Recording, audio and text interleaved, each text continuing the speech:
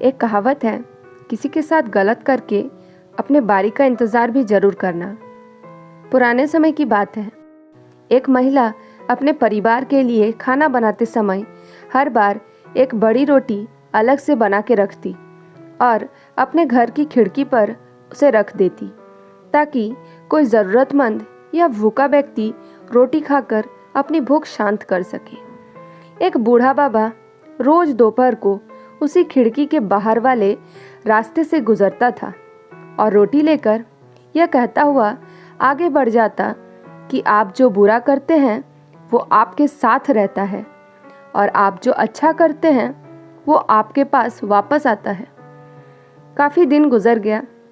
औरत रोज़ की तरह खिड़की के ऊपर रोटी रखती और वो बूढ़ा बाबा रोज़ आता और रोटी लेकर वही शब्द दोहराता कि आप जो बुरा करते हैं वो आपके साथ रहता है और आप जो अच्छा करते हैं वो आपके पास वापस आता है। ये कहकर वो आगे बढ़ जाती। वो औरत बूढ़े बाबा की ये बात सुन सुन के परेशान हो गई थी। वो सोचती थी कि बूढ़े बाबा ऐसा क्यों कहते हैं, इसका क्या अर्थ है, वो बूढ़े बाबा कहना क्या चाहते हैं।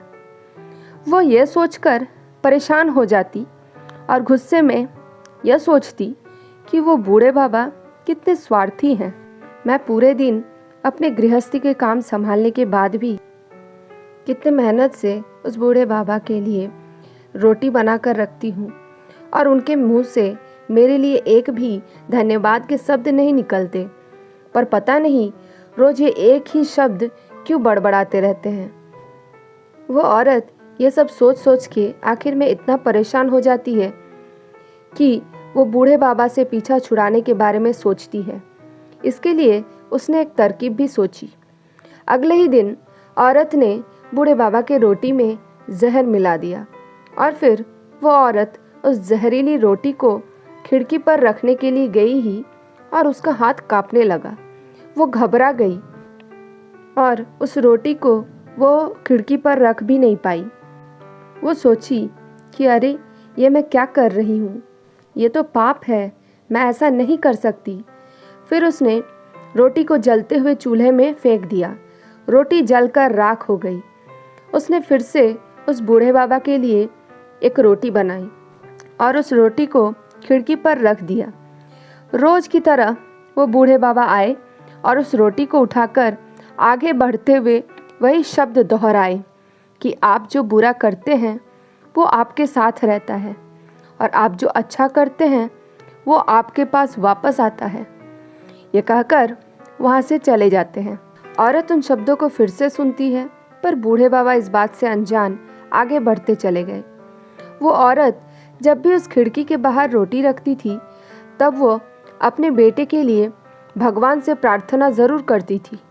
उसका बेटा दूर के एक नगर में गया था कामकाज ढूंढने के लिए। कई महीनों गुजरने के बाद भी लड़के का कोई खबर नहीं मिला था। महिला अपने बेटे के सुरक्षित वापस लौटने की दुआ करती थी।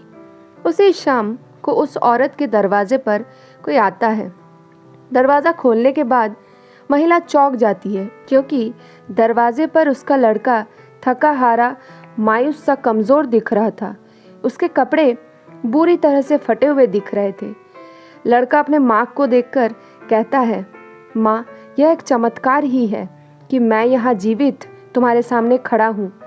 जब मैं बस एक ही मील दूर था तो भूख के मारे कमज़ोर और व्याकुल था और मैं बेहोश हो गया था। मेरे अंदर एक कदम चलने की भी हिम्मत नहीं थी।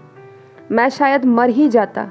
और तभी एक बूढ़ा बाबा वहाँ से गुज़र रहे थे।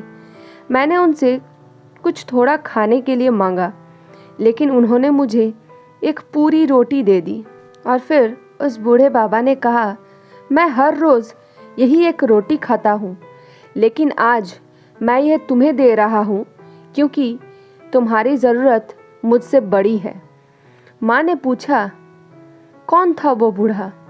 बेटे ने कहा, मुझे नहीं पता माँ, वो कौन था, पर हाँ, उसने मुझे रोटी देने के बाद कुछ कहता हुआ जा रहा था कि आप जो बुरा करते हैं वो आपके साथ रहता है, और आप जो अच्छा करते हैं वो आपके पास वापस आता है। यह शब्द सुनते ही वो औरत पूरी तरह से चौंक जाती है। उस सदमे में आकर वो दीवार से टिक जाती है और वो उस जहरीले रोटी के बारे में सोचने लगती है जो उसने आज सुबह ही उस बूढ़े बाबा को देने के लिए बनाई थी। यदि आज उसने वो रोटी चूल्हे में ना जलाकर बूढ़े बाबा को दे देती तो उसका ही पुत्र उस जहरीले रोटी को खाकर मर जाता। अब जाकर उस औरत को बूढ़े बाबा की बातें समझ आई कि आप जो बुरा करते हैं वो आपके साथ रहता है, और आप जो अच्छा करते हैं वो आपके पास वापस आता है। इसीलिए हमें हमेशा सबके साथ अच्छा ही करना चाहिए और कभी भी अनजाने में भी बुरा नहीं करना चाहिए। भले ही उस वक्त उस काम के लिए आपको कोई सराहना ना मिल रही हो, लेकिन फिर भी हमें सबके साथ अच्छा ही करना चाहिए।